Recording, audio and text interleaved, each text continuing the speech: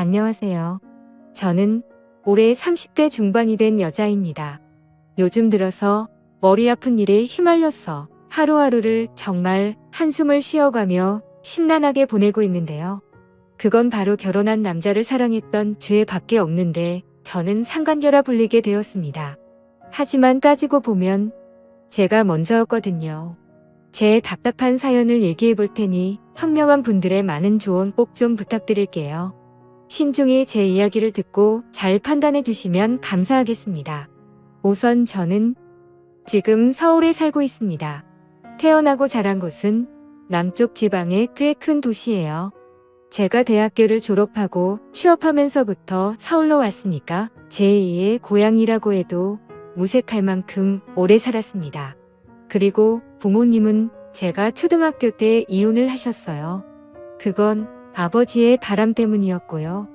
당시 아버지가 다니시던 직장 동료 여직원하고 바람을 피워서 결국 이혼까지 하시게 되었습니다. 그때 상대 여자가 아버지랑 절대 못 헤어진다고 하는 바람에 결국 아버지는 그 여자를 선택하게 되셨고 그렇게 엄마와 이혼을 하게 되었죠. 이후 엄마와 함께 살게 되었습니다. 정말 그때 당시만 해도 어린 마음에 그 불륜녀가 너무 믿고 싫었는데 지금 그때 그 여자와 제가 똑같은 입장은 아니지만 제가 그런 비슷한 신세가 될 줄은 꿈에도 몰랐네요. 정말 남자와 여자의 관계는 어떻게 될지 장담을 할 수가 없는 것 같습니다. 어쨌든 그렇게 이혼을 하고 난 뒤 엄마는 남동생과 저를 데리고 힘들게 생활을 시작하셔요. 남동생과 저까지 둘이니까 엄마가 혼자서 감당하시기에 벅차셔서 영업직이다 뭐다 정말 많은 일들을 하시면서 저희를 키우셨습니다. 동생과 저는 최대한 엄마한테 짐이 되지 않으려고 학교에서나 집에서나 항상 착하고 바르게 생활을 했습니다. 저는 공부도 열심히 해서 장학금도 받아가면서 학교를 다녔었고요. 동생도 큰 문제 없이 학교 생활을 잘했습니다. 그렇게 성인이 되었고 대학을 진학할 때쯤 최대한 빨리 취직을 해야겠다 싶어서 취업이 수월한 간호학과를 택하게 되었습니다. 아픈 사람들을 도와주고 봉사하는 정신으로 간호사가 되는 사람들이 더 많겠지만 저는 그런 사명감보다는 먹고 사는 게 우선이었던 것 같아요. 평생을 힘들게 살았고 집에 여유가 없으니 빨리 취업되는 것도 저한텐 중요했거든요. 그래서 대학생 생활을 할 때도 친구들이 소개팅이다 클럽이다 온갖 모임에 몰려다니며 남자들 만날 때도 저는 한눈 한 번 팔지 않고 장학금을 받아가면서 학교를 다니기 위해 최선을 다했습니다. 그거에 따른 보상은 그나마 성적이 좋은 것과 장학금이란 것이 있어서 결국 서울 쪽에 있는 대학병원에 취업하게 되었던 거죠.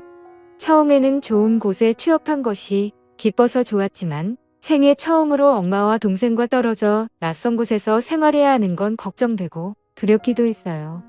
어린 마음이라 낯선 곳이 더 그런 느낌이었던 것 같아요. 예상은 적중하였고 제 타지 생활은 녹록지 않았습니다. 그 중에서 제일 힘들었던 건 혼자 생활해야 했던 것이었죠.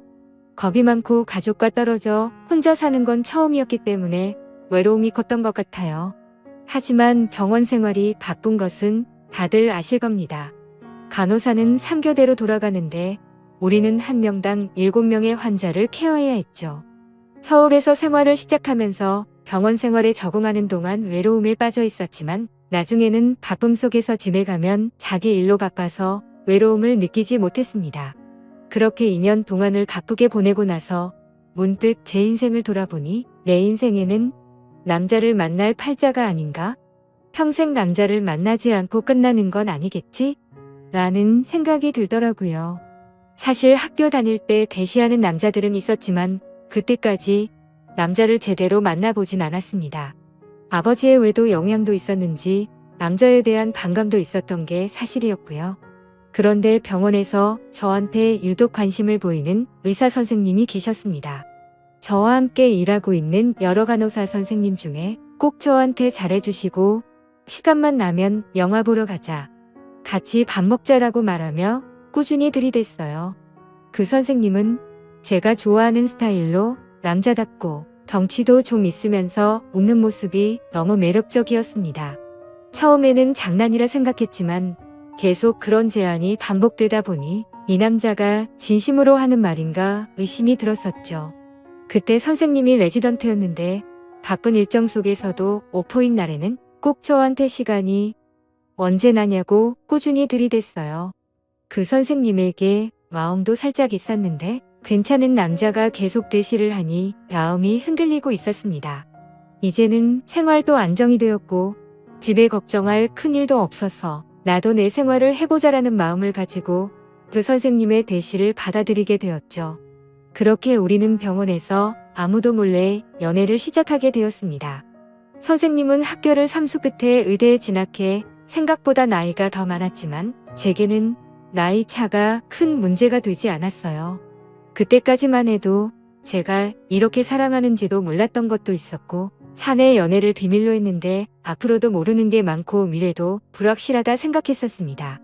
하지만 우리 둘은 매우 빠르게 가까워졌고 목포인 날이면 서로 시간을 맞추어 가까운 곳에 여행을 가기도 했으며 주로 우리 집에서 데이트를 하면서 하루를 마무리했어요. 그리고 연인을 만나면서 가장 중요한 게 무엇인지는 다들 잘 아시겠죠? 사실 그 부분을 남친이 너무나 만족시켜줬습니다. 남자를 제대로 만나본 건 이 사람이 처음이었고 그 사람도 나와 처음 함께 지새운 날 너무나 감탄했어요. 자신은 여태 그런 적이 없었다며 정말 참을 수 없다고 터놓았어요. 그러나 우리는 그게 정말 잘 맞았습니다. 그렇게 함께 보내는 시간이 너무 즐겁고 좋았죠. 그 사람은 성격까지 자상하고 다정해서 나에게도 너무 잘해주었고 같이 있으면 못하는 요리 실력으로 스파게티도 만들어주며 깜짝 파티도 해주었습니다. 그는 언제나 제게 부르는 대로 달려와 주었고 나를 너무나 아끼는 모습이 느껴져서 정말 제게는 차고 넘치는 남자였죠. 뿐만 아니라 남들에게 비밀로 하고 연애를 한다는 그 자체도 스릴이 있고 뭔가 모르는 설렘이 더 크더라고요. 그때는 정말 마음이 주체가 되지 않았습니다. 하루는 둘이 병원에서 야간 근무가 걸렸던 날이었어요. 둘이 사귀기로 하고 얼마 되지도 않았는데 그 심정을 아실 거예요.